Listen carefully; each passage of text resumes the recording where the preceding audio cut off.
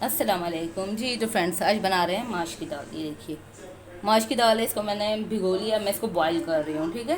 बिल्कुल सॉफ्ट कर लेंगे। एक जो है प्याज लिए, इसको बारीक कट कर लिया है। टमाटर हैं, देखें ये 1 पाव। और इसको मैं ग्राइंड कर लूँगी, लेकिन अभी स्पाइस आप देख लीजिए। इसमें मेरे पास है, नमक है 1 टेबल स्पून। आप अपने सॉल्ट के अपने टेस्ट के हिसाब से भी डाल सकते हैं। पिसी हुई मिर्चें हैं 1 table spoon and half tea spoon. ये है चिकन पाउडर इसमें। और ज़ीरा है भुना हुआ पिसा हुआ हाफ टी स्पून। हल्दी है 1 टीस्पून। धनिया है 1 टीस्पून, ठीक है। और थोड़ी हरी मिर्चें हमने ली हैं, देखिए इस तरीके से। और बटर साथ में लेंगे। और लहसुन अदरक है हमारे पास, ठीक है जी। तो देखिए, मैंने इसमें तेल ले लिया है 1 प्याली। और उसमें प्याज डाल ली। इसको मैं फ्राई कर रही हूँ, ठीक है। इतने फ्राई होगी, इतने हम टमाटर को कट कर लेंगे और इसको ग्राइंड कर देंगे।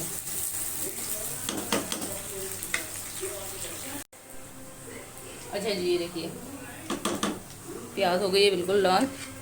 टमाटर जो हमने पेस्ट बना लिया, सबसे पहले हम इसमें ऐड करेंगे 1 टेबल स्पून लहसुन अदरक।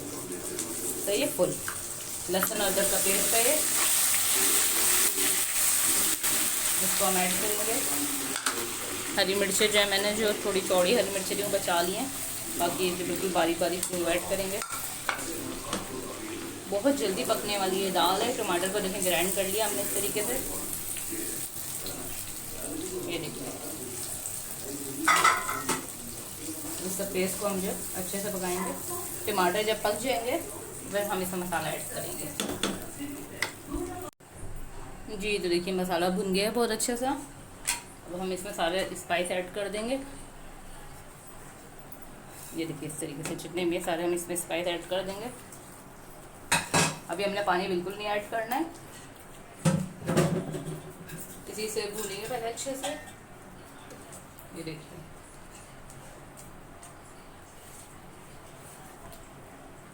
मसाला भून के अच्छा, इधर जितना मसाला भून रहा है, एक चीज़ मैं आपको दिखा दूँ। ये देखें, दाल जो है ना बॉईल कर लिया। और बॉईल करने का इस तरह मैंने छन्ने में रख लिया है।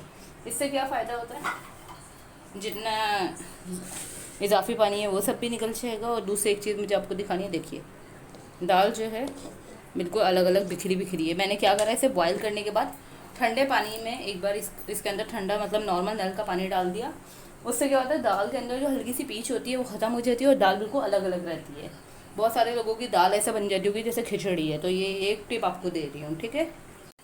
अच्छा जी, बिल्कुल ज़रा सा हम इसे पानी ऐड करेंगे, बिल्कुल इतना, देखिए तो बस मसाला हो जाए। थोड़ी सी आँच तेज़ करेंगे। अब हम इसे भूनेंगे और फिर इसमें दाल ऐड कर देंगे।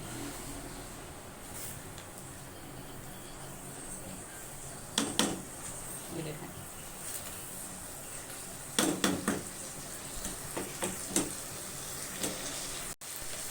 जी। तो देखिए, अच्छी सी दाल भुन गई है, वो मसाला भुन गया है। अब इसमें हम दाल ऐड कर रहे हैं, देखिए इस तरह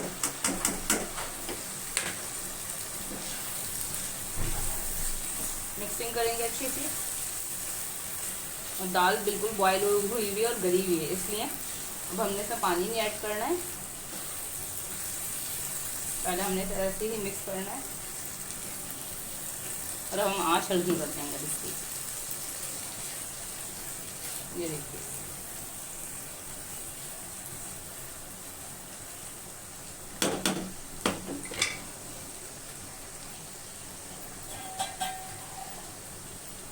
जितना पानी हमें ऐड करना है हम इसमें पानी ऐड करेंगे, हल्का सा बिल्कुल।